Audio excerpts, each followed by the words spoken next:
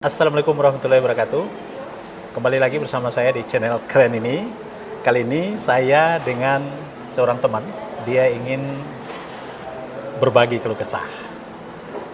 Jangan lupa tentu ya teman-teman semua subscribe channel ini. Dan saya akan terus hadir dengan konten-konten yang lebih menarik lagi.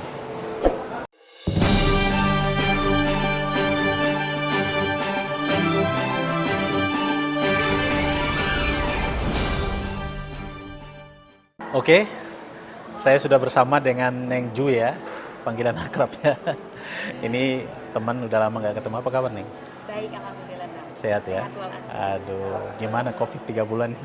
Sibuk COVID apa 3 nih? bulan benar-benar bikin nggak bisa berkutik ya. Tapi aku tetap Iya, ada kegiatan karena aku punya beberapa usaha yang bisa jalan selama COVID ini. Gitu ya. Gimana nih? Tumben-tumbenan nih datang ke sini. Gimana? Sebenarnya udah lama ya pengen janjian sama abang, tapi berhubung ada COVID, jadi kita kan terbatas ya. Sekarang udah mulai normal, nah aku udah memberanikan diri untuk mau berkonsultasi lah, atau kan sedikit curhat kali ya. Karena aku pikir abang adalah orang yang paham mengenai hukum-hukumnya. Terutama gini Pak, saya ini lagi galau ya kan, tapi saya pengen tahu dulu sebelum saya mengambil sebuah keputusan yang besar dalam hidup saya. Yeah. Jadi ada seorang laki-laki yang sudah berkeluarga, punya kehidupan yang baik, yang mapan, dan dia ingin mempersunting saya. Oh, misalnya ingin menikahi. Iya, ingin menikahi, yang artinya berarti poligami. Nah, ini sebenarnya satu case yang sangat sensitif karena masih terjadi pro dan kontra. Sebelum saya mengambil keputusan ini, saya ingin tahu dulu secara hukumnya tuh gimana sih Bang sebenarnya hukum poligami itu. Terus ya bagaimana sih, saya pengen dapat pandangan-pandangan dari Abang. Ya sebetulnya poligami itu dalam Islam memang menjadi perdebatan para ulama, bahkan itu boleh dibilang belum ada satu keputusan yang mengarah pada satu kesimpulan apakah boleh atau tidak ya. Tetapi yang terpenting adalah poligami itu sumber dalilnya adalah surat An-Nisa ayat 3. Nah, kalau kita bicara soal boleh atau tidak, hukumnya haram atau halal, tentu harus ada dalilnya, Nah, secara umum memang orang berdebat poligami ini, ada yang berpendapat ini sunnah Rasul, ya, ada yang menolak, ada yang menerima. Nah, dalam soal ini saya ingin memberikan gambaran bahwa di dalam Islam memang sejarah Rasulullah yang menikah lebih dari satu kali itu oleh banyak kalangan dijadikan semacam sunnah ya, semacam rujukan, dan harus, karena Rasul itu memang segala tindak tanduknya itu disunnahkan untuk kita mengikutinya. Nah, dalam konteks poligami, kalau kita lihat pengertian ayat An-Nisa ayat 3 itu, surat An-Nisa ayat 3 itu memang ada beberapa hal yang menjadi catatan di situ. Yang pertama, sesungguhnya turunnya ayat itu diperuntukkan bagi lelaki yang menikahi anak yatim yang maksudnya hanya menyakiti atau merampas hartanya. Jadi misalnya begini, di zaman dahulu ketika riwayat turunnya surat An-Nisa ayat 3 itu adalah ada lelaki yang menikahi seorang yatim, tetapi tujuannya hanya untuk merampas hartanya. Seorang anak yatim tapi peninggalan harta orang tuanya banyak, sehingga lelaki ini kemudian berniat menikahinya karena dia sudah tidak punya wali, sehingga dia menikahinya tujuannya kemudian menyakitinya dan mengambil hartanya. Nah, pada surat An-Nisa ayat 3 itulah kemudian turun ayat.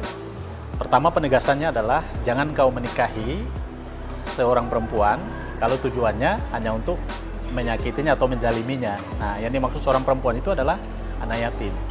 Jadi kalau tujuan menikahi anak yatim itu sekedar menyakiti atau merampas harta peninggalan orang tuanya, maka jangan.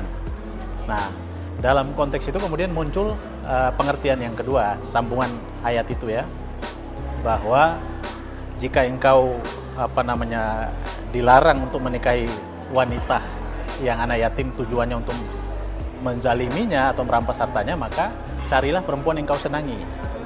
Nah, ini yang banyak yang kemudian ditafsirkan. Ya, carilah perempuan yang kau senangi. Nah, di kata carilah itu yang kemudian tafsirnya itu menjadi menarik. Karena kenapa? Carilah perempuan yang Anda senangi. Dan di situ disambung lagi 2, 3, ya, atau 4. Jadi artinya 2, 3, dan 4. Nah, kalau pengertian 2, 3, dan 4 itulah yang kemudian diterjemahkan sunnah. Dan ada yang sebagian menerjemahkan poligami itu dihalalkan. Nah, karena tadi ada kata, carilah wanita yang kamu senangi. Nah, di dalam ayat itu menjelaskan ada budak, hamba sahaya. Nah, sebetulnya kalau kita lihat riwayatnya, Nabi SAW itu sebetulnya bukan cuma 4 istrinya, lebih dari itu. Tetapi dalam konteks Nabi menikah, Rasul menikah, itu berbeda dengan kita, manusia biasa ya.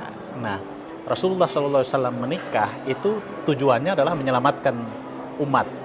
Dan rata-rata yang dinikahi Nabi itu di atas 40-an tahun. Artinya orang-orang yang sudah usianya tidak muda lagi. Dan faktor itu menjadi sunnah ya. Tetapi ada penegasan lagi di lanjutan ayat itu. Jika kamu takut tidak adil. Nah, itu penting tuh, garis bawah itu. Adil itu seperti apa sih? Nah, maksudnya adil dalam hukumnya itu harus seperti apa? Apa misalnya adil itu kalau kayak lahir dan batin kan, kalau lahir mungkin bisa ya, bisa orang bisa adil, tapi kalau batin kan sesuatu yang nggak bisa diukur, itu gimana tuh, Pak? Nah, begitu masuk pada kata jika Anda takut tidak adil, itu penegasan sebetulnya, semacam lampu merah. Hati-hati Ya, hati-hati. gitu. Jika Anda takut tidak adil, maka nikahilah satu orang saja. Oke. Perintah Al-Quran begitu. Jadi kalau takut tidak adil, nikahilah satu orang saja. Artinya bahwa diperbolehkan menikah lebih dari satu. Catatannya Anda harus adil. Kemudian yang kedua, jika Anda merasa tidak adil, maka diperintahkan satu. Di penegasan ayat yang terakhir, itu Allah tidak marah, cuma Allah mengatakan bahwa Anda akan jauh dari sifat zalim. Sekarang kita lihat konteks adil. Pertama, keadilan dalam pernikahan itu diukur secara lahir dan batin. Sama tadi seperti Neng bilang, adil atau tidak nih. Nah, adil secara lahiriah dan adil secara batinnya itu seperti apa? Kalau adil secara lahiriah mudah, karena ukurannya relatif. Harta kan, ya rumah, mobil, tabungan, segala macam kan itu relatif. Ukurannya akan mudah. Bisa memberi sana, bisa memberi sini gitu ya, relatif mudah. Nah, dalam konteks itu saja itu susah diterapkan dalam soal adil secara lahiriah saja. Walaupun kita anggap itu secara matriks bisa dihitung, tetapi sulit diterapkan. Dalam praktek sulit diterapkan. Kadangkalanya yang pertama lebih banyak, atau kadangkalanya yang kedua lebih banyak. Nah, itu tergantung pada situasi kebatinan laki-laki kadang-kadang. Nah, yang kedua, adil secara batiniah. Adil secara batiniah ini tidak bisa diukur. Sebab kita bicara soal kepuasan. Kepuasan itu frasa yang muncul dalam diri seseorang. Dia merasakan sesuatu. Jadi misalnya Neng ketika punya suami, yang dimaksud dengan kepuasan batin itu adalah memperoleh pelayanan secara batin dari suami. Bagaimana mungkin kamu bisa merasakan sesuatu yang memuaskan ketika misalnya dia dalam kelelahan setelah dari rumah yang satunya misalnya. Nah, ini kan tentu akan rumit ya Neng ya, karena perdebatannya di situ. Nah, misalnya apakah bisa di sana 3 kali, di sini 3 kali melayaninya ya dalam konteks rumah tangga, tentu itu sulit dipraktekkan. Nah, sebab secara manusiawi, nafsu manusia itu walaupun dia pada siklus yang tinggi, tetapi dia akan berhenti seketika. Karena itu cuma sesaat. Dalam konteks batinia ini, ukuran keadilan itu tidak bisa relatif. Karena itu dia relatif. Misalnya begini, suami yang melayani istrinya merasakan kepuasan secara batin apabila istrinya juga memberikan pelayanan yang sama. Sebab itu bicara soal perasaan. Nah, bagaimana mungkin dia menikahi dengan istri keduanya kalau kemudian tidak ada soal di istri pertamanya? Nah, karena tadi saya bilang, di zaman Nabi menikah itu frasanya adalah soal penyelamatan umat. Dan bukan soal nafsu yang didahulukan. Kalau nafsu kan kenapa Nabi harus menikahi orang-orang yang sudah ujur umurnya dan segala macam. Tapi ini soal frasa di manusia hari ini adalah berbeda. Menikah lebih banyak pendekatan nafsu, pendekatan kepuasan secara batin, dan itu lebih tergantung pada laki-laki. Karena Laki-laki relatif lebih mencari perempuan yang jauh lebih memberikan sesuatu yang artifisial. Artifisial itu artinya lebih bernilai tambah. Jadi kalau misalnya dia baru, dia merasa ini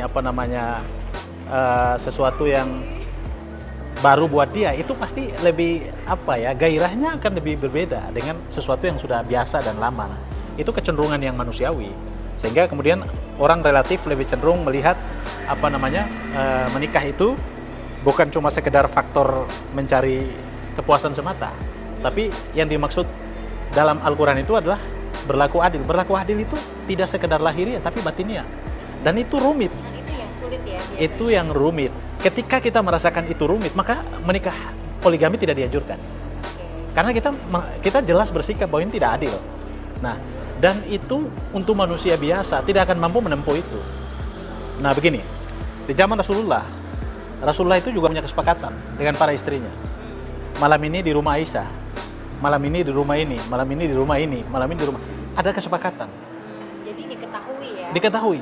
Nah, ada satu ketika, ada kisah ketika di malam hari lalu kemudian Rasulullah bangun di tengah malam tanpa membangunkan Aisyah, Siti Aisyah, istrinya. Lalu kemudian Rasulullah pergi, diam-diam pergi ke masjid sholat.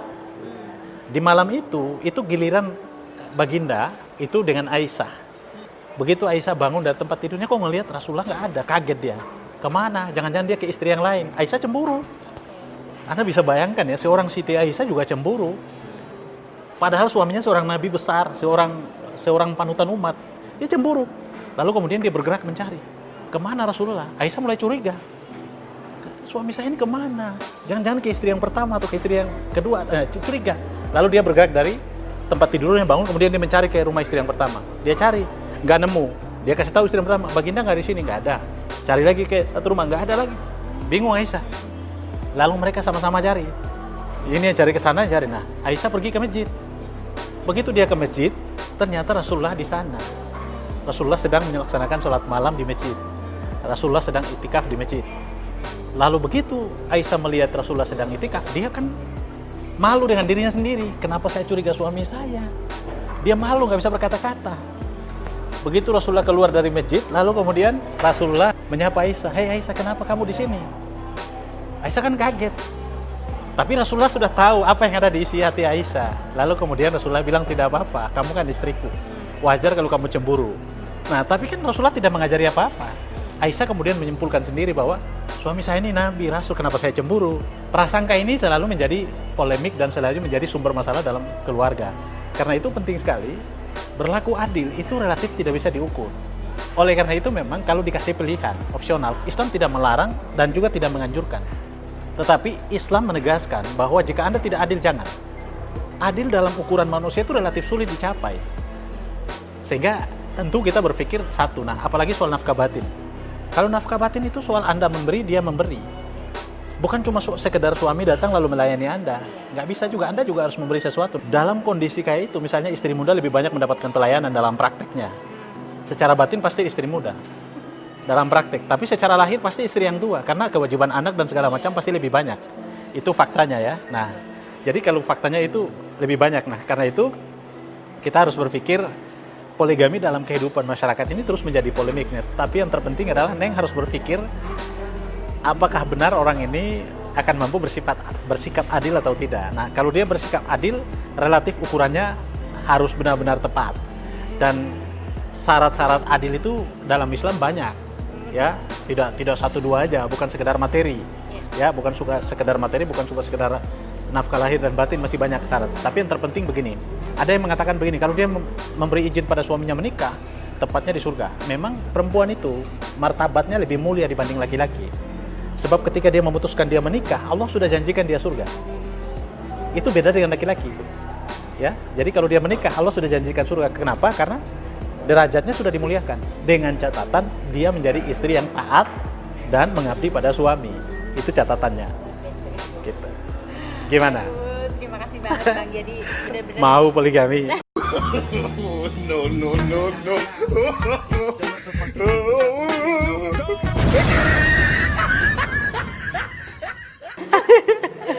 tentu masih ada kegalauan, Oh, iya. kegalauan, Oh, iya. kegalauan, Oh, iya. kegalauan.